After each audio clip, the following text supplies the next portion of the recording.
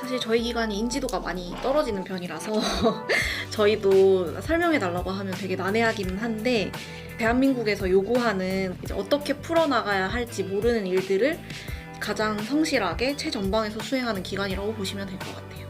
특히 뭐 예전에 카드 대란이라든지 IMF 이럴 때도 저희 기관이 최전방에서 그런 업무들을 수행했기 때문에 지금 대한민국이 조금 경제 성장을 하는데 발판을 마련해주는 기반이 된 기관이 아닌가라고 생각합니다.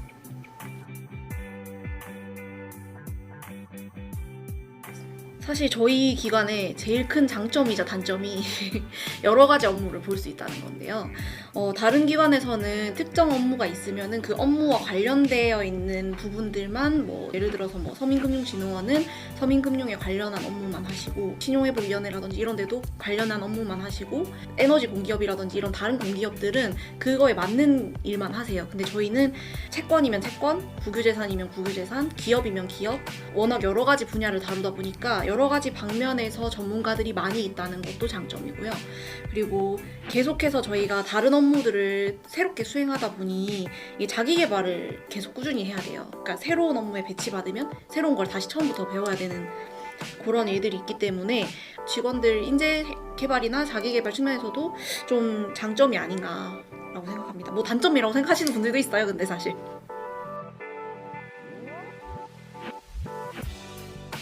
뭐 사실 이게 잘 보이지 않는 일이다 보니까 뭐 보람을 느끼기가 쉽지는 않은데, 저희가 아시겠지만 공공기관 같은 경우는 절대 선물을 받지 않습니다. 그런데도 불구하고 감사하다고 귤이나 음료수나 본인 뭐 재배한 농작물을 들고 오신 분들이 계세요. 물론 다 돌려보냅니다. 근데 가지고 오셔가지고 고맙다고 인사하는 경우도 있고, 뭐 아니면 인터넷에 글을 남겨주신다거나 이런 경우도 있는데, 그렇게 했을 때 뭔가 체감되는 것 같아요. 정말 어쨌든 보람되는 일을 하고 있고 실질적으로 도움이 되는 일을 하고 있구나를 내가 체감하는 것 같고, 물론 절대 받지 않습니다. 네. 담보채권 총괄기획은 제가 직무로 지금 하고 있는 업무고, 채권이라는 것 자체가 어쨌든 저희 공사에서 다루는 채권들은 연체가 길어지면서 이 연체가 오래된 채권들을 연체채권이자 부실채권이라고 불러요. 그런 채권들을 이제 저희가 배드뱅크라고 해서 그런 부실된 채권들만, 예를 들어서 100만 원을 빌렸으면 채권 가격이 100만 원 이상일 거 아니에요. 그런 거를 한 10% 가격에 저희가 이제 매입을 해옵니다.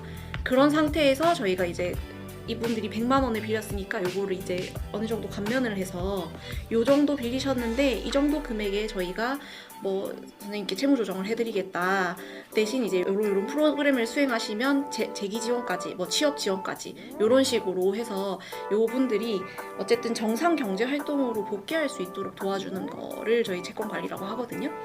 특히 제가 하고 있는 담보 같은 경우에는 뭐 주택담보대출 채권이나 이런 것들이 부실이 났을 경우에 저희 공사에서 가지고 와서 그거를 정상화시키기 위해서 뭐 경매를 넣는 경우도 있고요, 간혹 가다가. 아니면 채무 조정을 다시 기회를 드리면 이제 은행이랑 처음에 맺었던 계약은 이제 파기가 되고 저희랑 다시 계약을 맺어서 분할 상환을 하실 수 있게 도와드려요. 그러면은 이분들 입장에서는 어쨌든 부실이 나면 여러 가지 뭐 독촉이라든지 뭐 신용정보 등재라든지 이런 것들이 있는데, 저희랑 계약을 하게 되면 그런 부분들이 사라지니까 본인들은 다시 정상 경제활동을 복귀를 할 수 있거든요.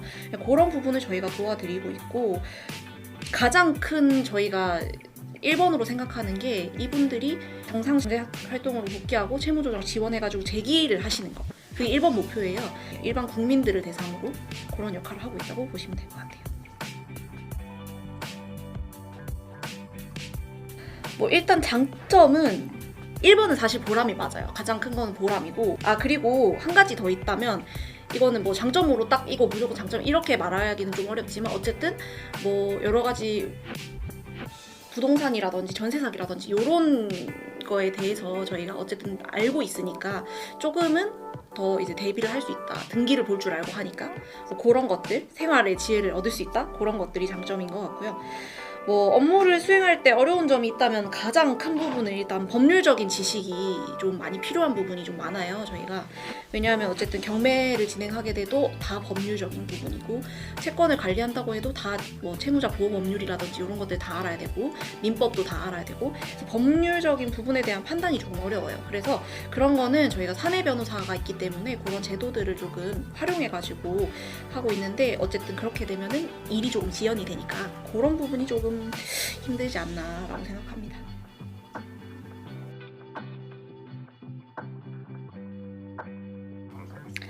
전공이 아니어도 충분히 도전은 하실 수 있어요. 저도 전공자가 아니거든요. 그래서 전공이 아니어도 도전은 하실 수 있는데, 다만 경제나 금융 부분에 대한 감각은 잃지 않으셔야 돼요. 그래서 경제 뉴스라든지, 저는 그때 취준할 때 경제 동아리 같은 걸 했었어요. 기본적인 그 지금의 흐름이라든지 이런 정도는 알고 계셔야 나중에 면접이나 이런 걸 가셨을 때 조금 더 풍부하게 답변을 하실 수 있다. 그런 정도만 생각하시면 될 것 같아요. 전공자는 아니셔도 돼요.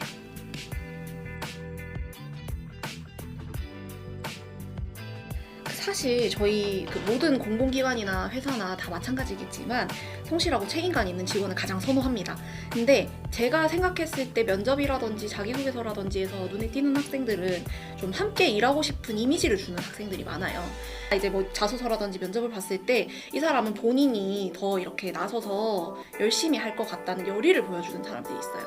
그런 사람들은 좀 더 면접에서 특히 유리하신 것 같고, 저희가 업무가 여러 가지가 있다 보니까 뭐 업무별로 나눠서 설명을 드리자면, 뭐 채권이라든지 조세 업무 이런 부분들은 사실 앉아서 하는 일들이 많아요. 그리고 전화 받는 일들도 많고, 근데 이제 루틴에 따라서 맞춰서 움직이는 일들이 많다 보니까 그런 거를 좀 딱딱 지킬 수 있는 친구들, 계획적이고 좀 그런 친구들이 더 잘 맞는 것 같고요. 국유 업무 같은 경우에는 민원이 굉장히 셉니다. 그래서 그런 거에 대해서 조금 더 융통성 있게 대처할 수 있는 친구들이 더 좋을 것 같아요. 잘 맞는 것 같아요.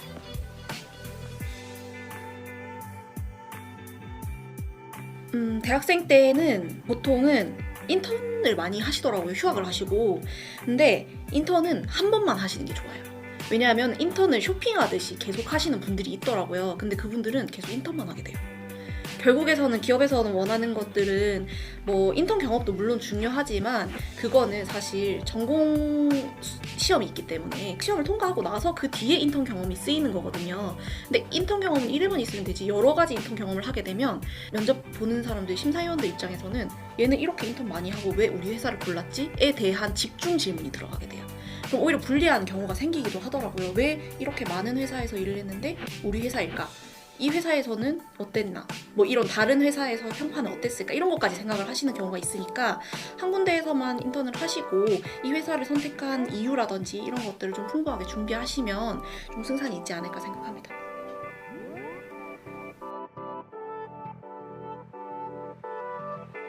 뭐 사실 요즘만 그런 건 아니겠지만 좀 개인주의적인 태도나 마인드가 되게 많은 분들에게 퍼지고 있다고 생각을 하는데, 물론 당연히 뭐 그럴 수 있다고 생각하고 그게 나쁘다고는 생각 안 해요. 근데 공공기관 직원이라면 그런 마인드나 태도는 조금 넣어두는 게 좋지 않을까. 일을 하는 데 있어서는 뭐 사적으로 개인주의적인 걸 챙기는 거에 대해서 뭐라고 하는 건 아니고, 어쨌든 일을 하는 자리고 공적인 자리에서는 우리가 뭔가 사명감을 가지고 일을 해야 된다고 생각하거든요. 근데 뭐 도우려는 자세라든지 이런 것들이 없고 개인주의적인 성향이 강하신 분들은 민원인들이나 다른 동료에게 이렇게 스트레스 주는 것도 있지만 본인이 되게 스트레스 많이 받아요. 그래서 그런 것들을 조금 이렇게 개선할 수 있는 방향으로 가는 게 좋지 않을까라고 생각합니다.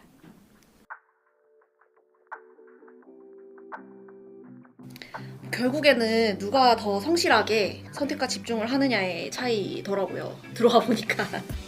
그래서 본인을 알고 좀 기업을 자세히 알고 이렇게 하면 누구나 다 할 수 있다고 저는 생각을 하거든요. 저도 전공자도 아니었고 뭐 그렇다고 좋은 대학을 나온 것도 아니고 그냥 저도 평범한 사람인데 열심히 한 거거든요.